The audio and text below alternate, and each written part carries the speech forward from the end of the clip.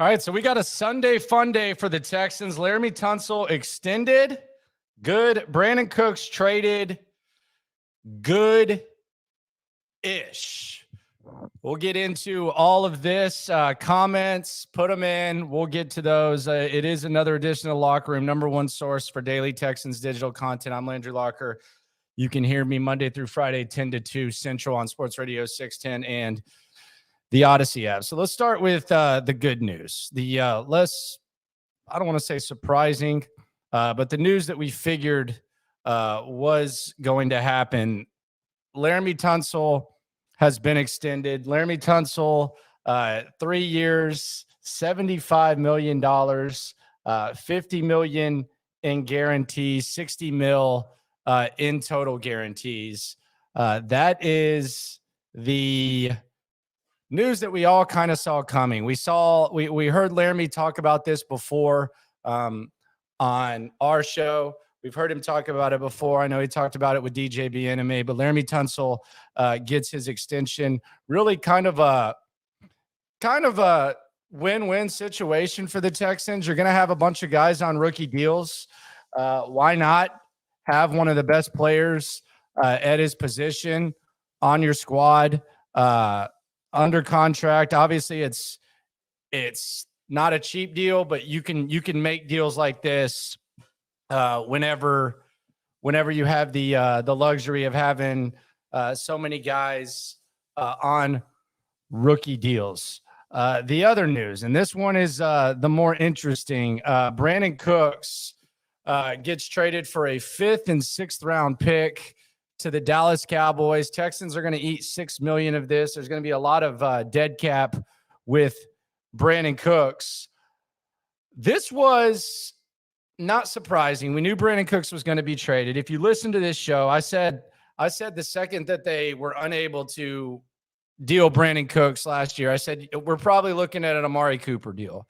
We're probably looking at like a 5th round pick, much like the Cowboys traded to Cleveland, are traded and received from Cleveland when they traded Amari Cooper. This, no matter how you slice it, this was just a poor job by Nick Caserio. This was a very, very poor job by Nick Caserio, no matter how you look at it. And we can just start with the obvious. And the reports and what I heard and what others heard was that Nick Caserio wanted a 2nd round pick. The Cowboys were willing to give up close to the 2nd round pick, but there would have been more salary that the Texans would have had to eat. Today, I talked to someone who said it was a 3rd, and then they wanted a 2nd and a 4th. So you didn't get any more value by holding off on trading Brandin Cooks. Now, the other part of that is you might have someone say that, well, you held off and you didn't have to pay the full contract and you got him to pay $6 million. My question would be this: if the consequence of playing Brandin Cooks, and this is where you really made the mistake, because Brandin Cooks should have never stepped on the field after you were unable to trade him. He shouldn't have been able to score the go-ahead touchdown against Tennessee. He shouldn't have been able to be the best player on the field against the Indianapolis Colts, because that likely cost you the number 1 pick in the draft. Now, maybe you get your guy still and there's no consequence, but just the fact that it's a possibility makes it a bad decision no matter what the result is. So that's a problem for Nick Caserio because it's very poor execution. Brandin Cooks should have never stepped on the field. If for anything, because you don't want to get a guy injured that you're going to try to trade. Furthermore, Brandin Cooks, not like he increased his trade value by going out there. I mean, you got a 5th and a 6th. So it's not like you put him out there and he increased his trade value. He cost you the number 1 pick. You didn't make the deal when you could have. It was just piss poor execution by Nick Caserio. And if you want to take it a step further, your culture kind of had a kick to the junk as well. Now, let's be honest, Jack Easterby was overseeing the culture, so it was a laughable culture to begin with, but your culture took a hit, and you gave a contract to Brandin Cooks. You gave him an extension before last year. In less than a year into the extension, you're trading him, and you're having to eat some of the salary. So no matter how you slice it, the Texans could still end up getting their guy number 2 overall. This whole trade, the way that it was done, was piss poor by Nick Caserio. It was poorly executed. It was poorly done. Extremely poorly done by Nick Caserio. You gave a contract. Less than a year later, you're trading the guy. Your team captain had to get the C removed because you didn't make the move. Now, if you believe that you could have gotten more last year, that's a problem.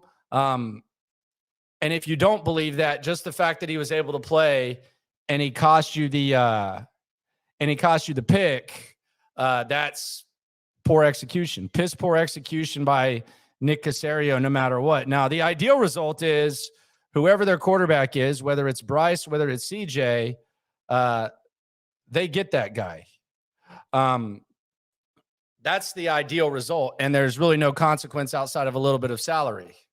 Now, the nightmare result is you don't get the guy and you lose out on the number 1 overall pick.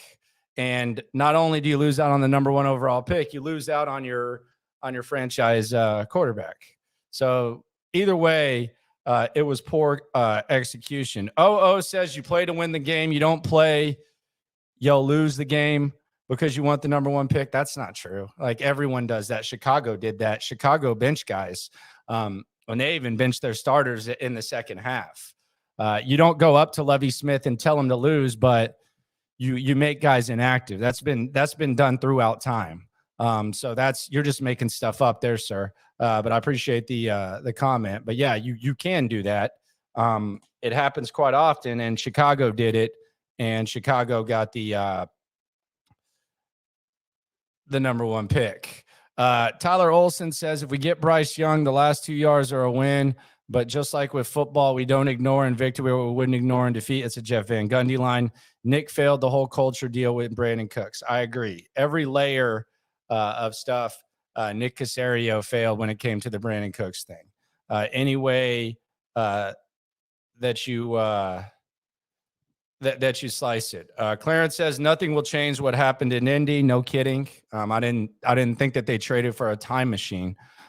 They just got a 5th and 6th round pick. So yeah, that's very, very true. None of your business. All this Brandin Cooks playing the last game is pure hindsight. Dude played plenty during the season, sucked most of it. Why would playing in the last game be a difference? It's not hindsight. I said it before the game. I said it as soon as he wasn't traded that you should shut him down. So it's not hindsight at all. It's you sit out your best players when you're trying to get the number 1 pick, especially when they're not going to be here next year. And maybe you want to get a look at other guys that may be here next year. So it's actually bad. It's bad for business either way you look at to have had Brandin Cooks out here. But to just say it's hindsight is a lie, because I'm speaking 5, 6, whatever hours a day, and I said it before. So it's definitely not hindsight. I can promise you. It was said in the moment. Nick got the 2 things that needed to get done full steam ahead of the draft. I agree with you. Brandin Cooks needed to be traded. You move on from that, although you do lose your best receiver despite adding a couple of receivers. And you lock up your left tackle, who's going to be here for a while, who wouldn't have been a distraction no matter what. That's the other thing about Laremy Tunsil. Laremy Tunsil's emotions, Laremy Tunsil's feelings are only tied to a couple of things: making money, going about his business, and just doing what he does. So he's going to go ahead and handle his business no matter what. That's what he is going to do. Goyo Falcon has a theory. I don't think Nick is going to have much power anymore. I believe Ryans runs the show now. Nick needs to get out of the way and let Ryans. I think they need to work together. I don't think like Nick loses power because of this. I think that they work together, and I think they should work together. It wasn't an easy situation for Nick Caserio. I think a lot of the Brandin Cooks stuff was Easterby motivated. Um, I don't think he has any less power. I think he has a head coach that he wants to work with, and if you want to look at that as less power, because the coach's feedback is more welcome, then I guess we can get semantic and say that he has less power. David White, Landry, new viewer, really enjoy your show. Keep up the good work. I always say CJ Stroud and JSN for the win. Some other JSN. There we go. Jacob, when the Texans didn't trade him at the deadline, he became an at best 4th round pick in the offseason. No surprise today. I don't disagree with that. The whole thing, and I've gotten to where Easterby actually did an interview with Doug Gottlieb the other day, and I sat here listening to it as I was getting ready for the show, and I was just kind of like really weirded out by the whole thing, the whole Easterby thing, and all the lies and all that type of stuff. It really rubbed me the wrong way. But the fact that Brandin Cooks, and I saw that Titus Howard came out and said, and I said this from the beginning too. I actually talked to Philip Dorsett. I talked to Chris Moore, doing the post-game interviews for the post-game show on Sports Radio 610. Nobody in that locker room disliked Brandin Cooks. Like, Brandin Cooks is not, there's not anyone in that locker room that disliked him. I mean, maybe there were, but they wouldn't say it. And they seem to actively like Brandin Cooks. So there was never a situation where, he was, sure, he was moping around a little bit, but we made it clear, at least on the show and stuff, and people who were in that locker room, I know DJ Bieniemy's talked about it too. Nobody disliked Brandin Cooks. But the way in which he went about some things, he did. Sometimes you just can't have stuff like that around. The threats, really the lack of consistency. He would say stuff on social media, then he would say, I just want to look ahead. Then he would look back and say he didn't want to look back. He just got kind of broken because for whatever reason, and it's weird as hell, he somehow tied his happiness to Jack Easterby. As weird as that is, as strange as that is to you or me, he tied his happiness to Jack Easterby, which is strange. And I think you got to get there's guys that are liked in the locker room that aren't necessarily good for an organization. Like there's a lot of guys, like it's not just about, the players like this guy, the players like that guy. Sometimes you got to get rid of guys regardless. That's not the end all be all, but no one dislikes Brandin Cooks. Titus Howard, I know him and Laremy are tight. Laremy kind of just stays out of the way when it comes to business. Titus always seems to have something to say about these types of things, whether it was Lonnie Johnson, whether it was Deshaun, like when Deshaun was at the peak. Like, Titus seems to like to go on social media and say certain things. And I just I think when it comes to business and it comes to like handling stuff, I think Laremy Tunsil is the prototype. And you never see Laremy Tunsil saying anything like that, which I think it just kind of speaks volumes as to why Laremy Tunsil has been able to do everything that he's done and be as successful as he's been this whole time, doing what he's been able to do. Rodney says he wouldn't be surprised if Nick goes defense at 12. I wouldn't be surprised if Nick did anything at 12. There's a lot of possibilities. There's a lot of needs. I still think they're going to go offense. I think this is going to be an offensive draft early on. But there's really a lot of possibilities. On the potential future business front, and I'm sure Texans Cap's getting into this. Aaron Wilson's talked about it too. Steven Nelson said that he was next, and then you have a potential extension for Titus Howard. If I'm Nick Caserio, again, whatever you want to do, you can do. I'm not extending Titus Howard this year, and I'm not extending Steven Nelson. Like, I haven't seen anything to where I want to make like long-term commitments to those guys. We saw Steven Nelson play pretty well when he was on the field, but I don't look at Steven Nelson and say that's just an extension you got to get done, especially when you got Derek Stingley and you got 2 first-rounders next year. I don't see that making a ton of sense. Extending Steven Nelson. Now, that would be me if I were the general manager. Maybe Nick does something else. And as far as Titus, we've seen Titus put together one solid year from beginning to end, like one really solid year. And you see guys all the time hit the market. You just paid all this money for Laremy Tunsil. I just don't think you need to invest that much at tackles when it comes to Titus. So, as far as like future extensions, I don't see how that makes sense, but maybe they know better than I do when it comes to those types of things. Maybe there's something a little bit deeper, but I don't see that. Subscribe, like, go ahead and follow at Landry Locker on Twitter, at Landry Locker on Instagram.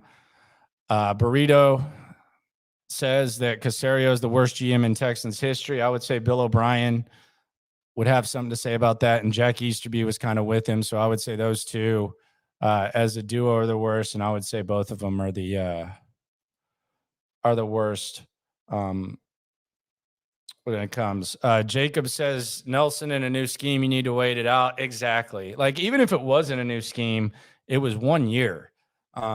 So yeah, I don't blame him for thinking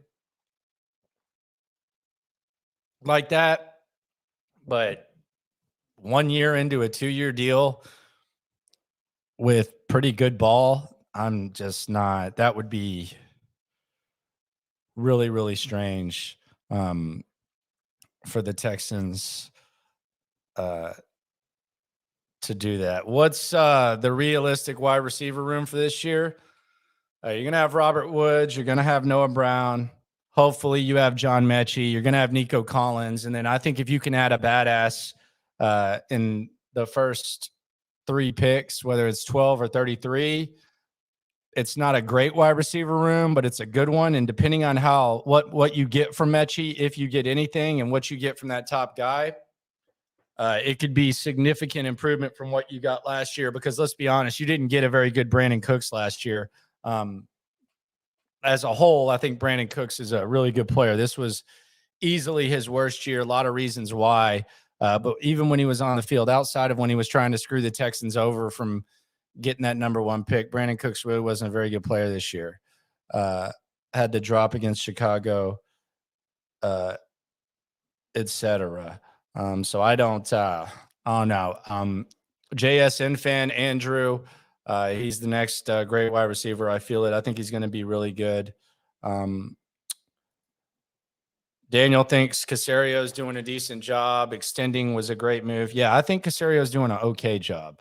The handling of the Cooks thing was bad on many fronts. Now, how much do you blame Jack for it? How much different is the culture now than it was before? How much does just the overall weirdness of the relationship and the dynamic between Jack and Brandin Cooks come into play? Who knows? But between not getting the deal done, the extension, and having him on the field and active at the end of the season, I would give this a meh. Sam's talking about in-season extensions for Nelson and Titus. I don't why. Like, why? Like, I don't understand why. I could let Titus walk. Like, the Jags just let Jawan Taylor walk, and they're going to be fine. Texans got 2 first-rounders next year. Like, if you bring in a right tackle that's on a rookie deal, and you have Laremy Tunsil holding down the left side, and you got Kenyon Green for 3 more years of his rookie deal, and maybe a young center, I don't I could see Titus Howard just playing one more year. I don't think Titus is an extension guy. And quite honestly, I feel like the only reason that's even getting put out there is because there's a little bit of water carrying going on.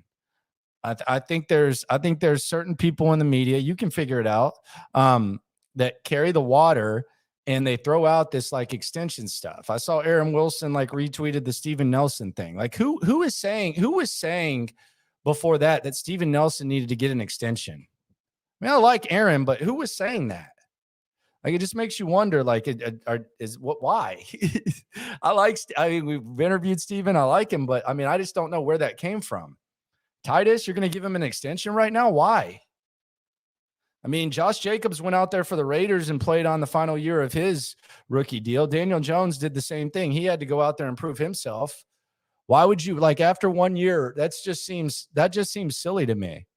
And I get both point of views. So I'm not sitting here knocking either one of those guys for wanting to get it. I just think that is like, seems like water carrying to me. The fact that it's even being brought up.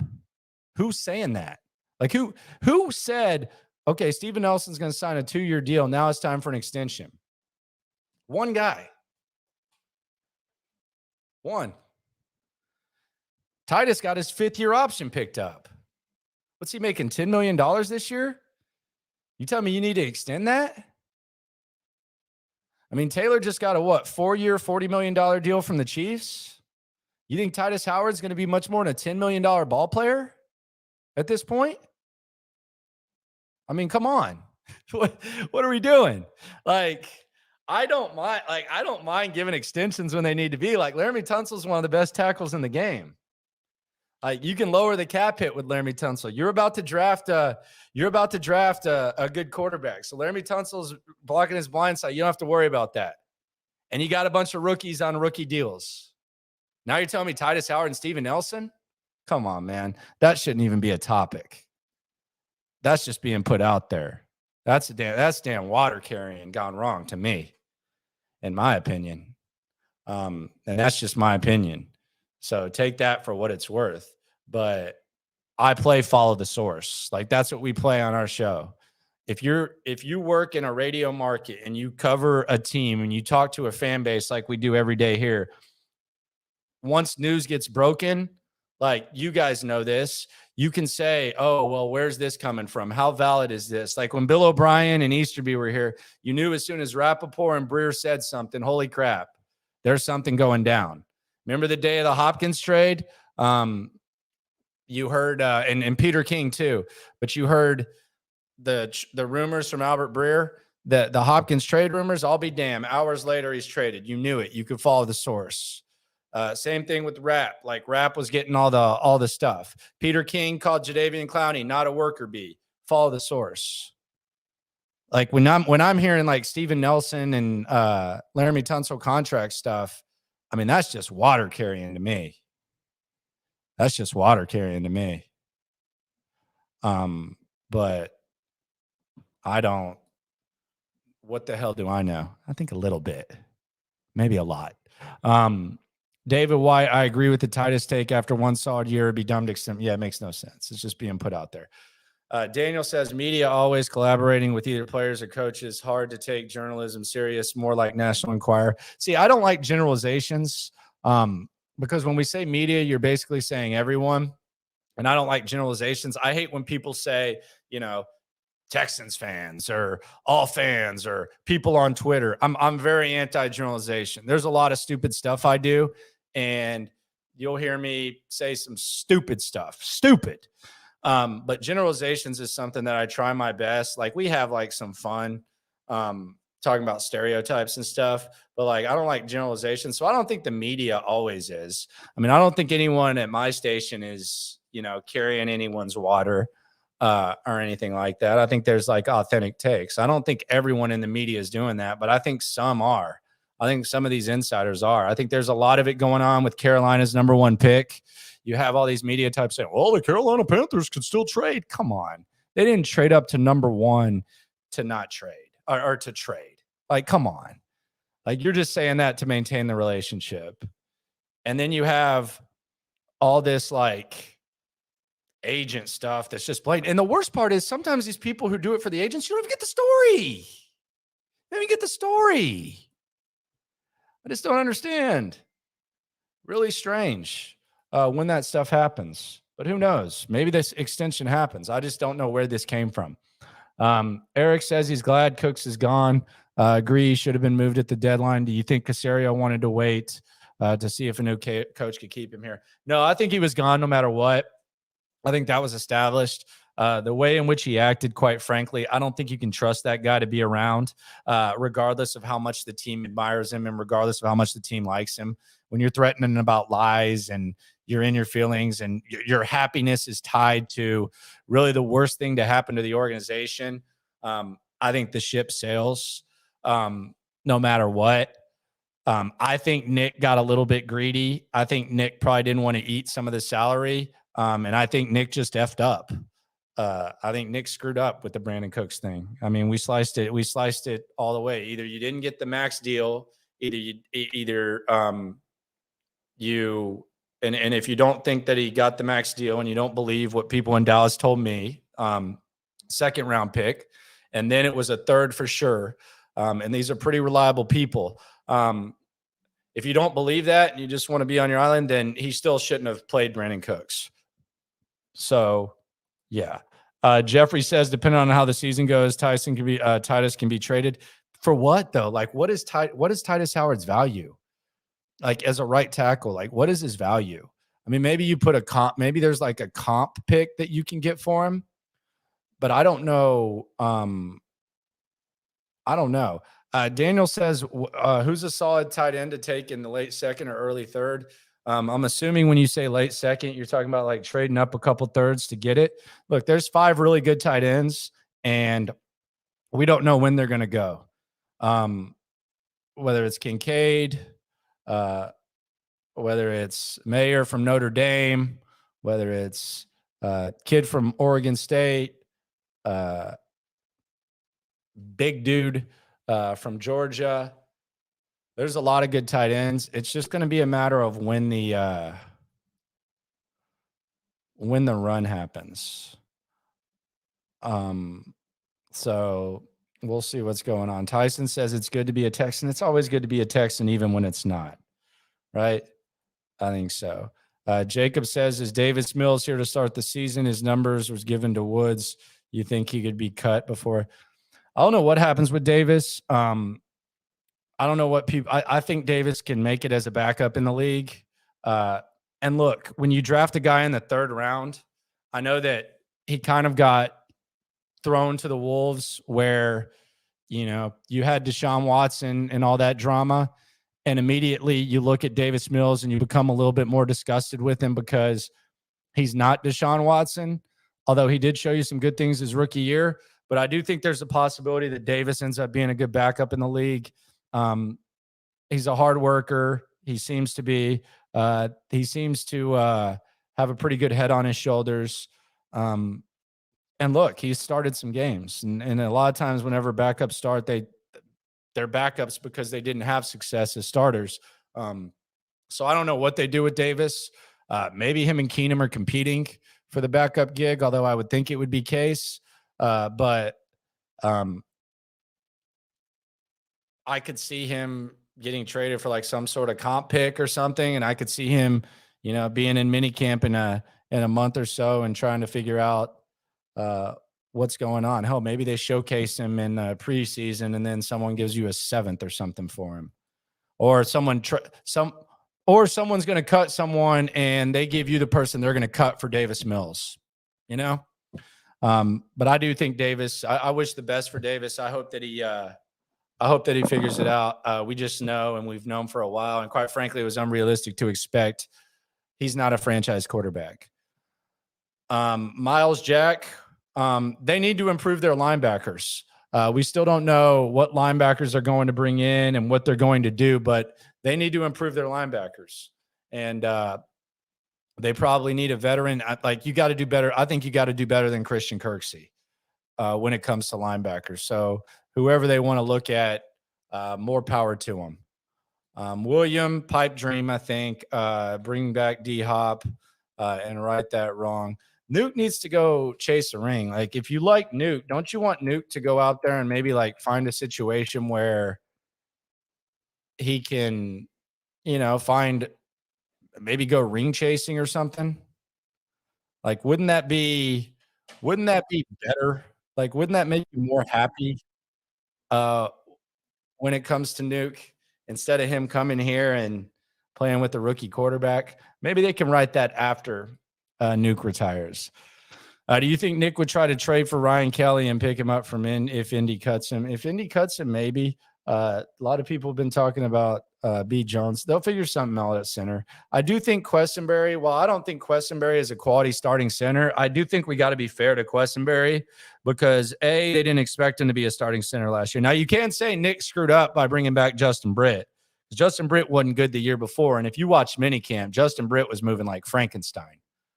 I mean, he was stiffer than a wedding dong out there on the field. It was, you could hear his knees pop from 200 yards away the way that he was moving. So it was obvious that he was done.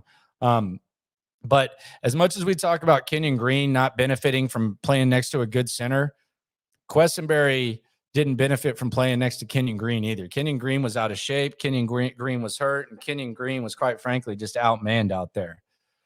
Do I anticipate that that's going to change? I do. He had the surgery. He's got an NFL offseason.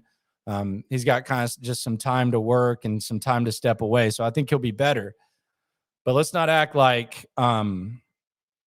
Questenberry, who could maybe be a depth guy, let's not act like he benefited from having 59 on his left shoulder either. So I do think we kind of got to be a little bit fair when it comes to that.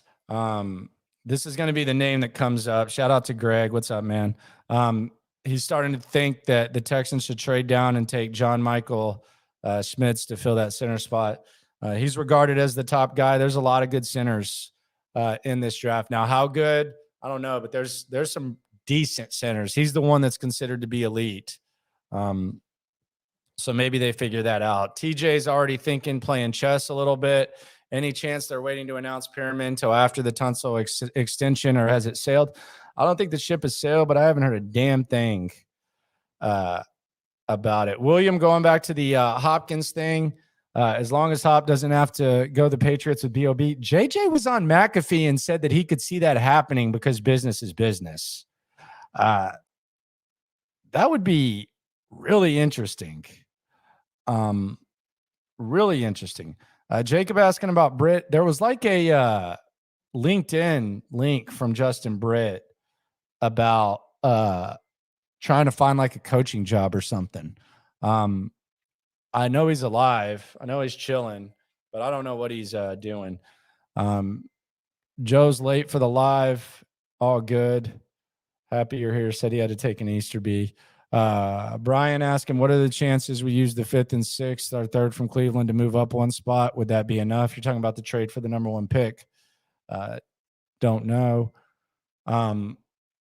Jason, already using those picks. I think we used both Cowboy picks to move into the 4th. Tunsil extension had to be done. They have a perfect rookie. Is there any centers we're trading for? Maybe a 4th round pick. I do think there's going to be a lot of moving with these draft picks. Whether it's the 2/3 to get back into the 2nd, I think these picks are going to be used to trade up. So I do think you're onto something. The specifics of what they would trade up to do, it's really just going to be dependent on when the runs are.